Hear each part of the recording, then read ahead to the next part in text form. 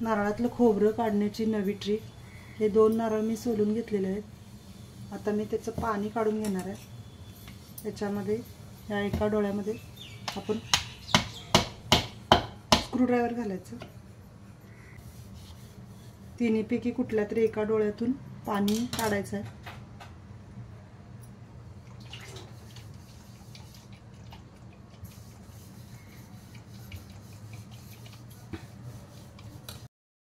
आता ह्या नारळाचे पाणी पडत आहे। दुसरा नारळ मी डोळा त्याचा काढून घेते। अशा पद्धतीने त्याचा डोळा निघतोय। एखादा डोळा काढून स्क्रूड्रायव्हरने त्यातले पाणी काढायचे। पाणी अशा पद्धतीने काढायचे। सर्व पाणी काढून घ्यायचं।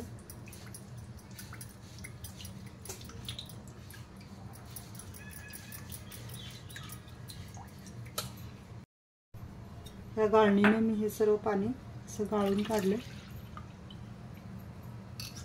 आणि हे दोन जे नारळ आहेत त्याचं आता मी गरम पाण्यात घालून खोबरं कसं काढायचं ते दाखवते। नारळाचे खोबरे काढण्यासाठी मी कढईत एका पाणी गरम केलेले आहे। हे 2 नारळ आता मी त्यामध्ये घालत आहे। अशा पद्धतीने त्यात सोडायचे आणि एक 15 ते 20 मिनिटं त्यात शिजू द्यायचे। त्याला झाकण लावायचे। 15 मिनिटं झालेले आहेत। मी आता हे ओपन करते। झाकण उघडल्यावर हे आता थंड होऊ द्यायचे, काढायचे नारळ। आता 2 नारळ मी हे वाफवून घेतलेले आहेत आणि हा बत्ता घेतलेला आहे। आता मी सर्व बाजूने असं मारून काढणार आहे।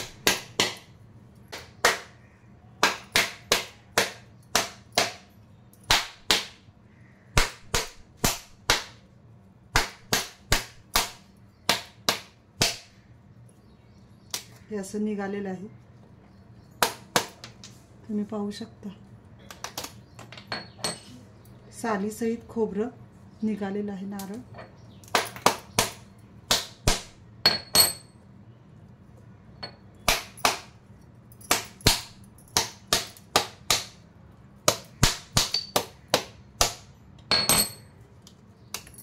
तुम्ही पाहू शकता सालीसहित हा खोबरं वेगळं झालंय आणि त्याची साल वेगळी झाली।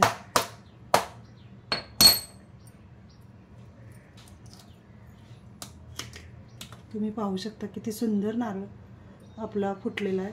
हे पूर्ण थोडंसं राहिलं पण पूर्ण गोल त्याचा सालीसहित निघालेला आहे। तसंच मी दुसऱ्या नारळाचं काढून घेते।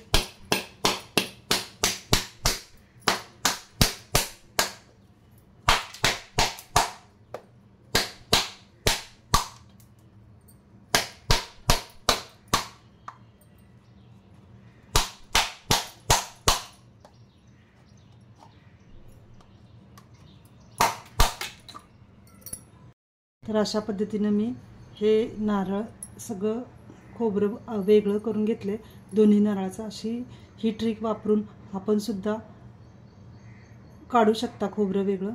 तर सणासुदीला आपल्याला मोदकासाठी किंवा बाकीच्या पदार्थांसाठी नारळ लागतो। तर अशा पद्धतीने काढून बघा। तुम्हाला व्हिडिओ आवडला असेल तर लाईक करा, नवीन असाल तर सबस्क्राईब करा। अशाच नवनवीन रेसिपीज किंवा ट्रिक्स पाहण्यासाठी माझ्या व्हिडिओला सबस्क्राईब करा। धन्यवाद। या तऱ्हेने माझे पांढरे शुभ्र खोबरे निघाले। दोन्ही नारळांचे सुंदर खोबरे निघाले। मला हा व्हिडिओ आवडला असेल तर लाईक करा, नवीन असाल तर सबस्क्राईब करा। असेच नवनवीन व्हिडिओ तुम्हाला पाहायला आवडत असतील तर सबस्क्राईब नक्की करा।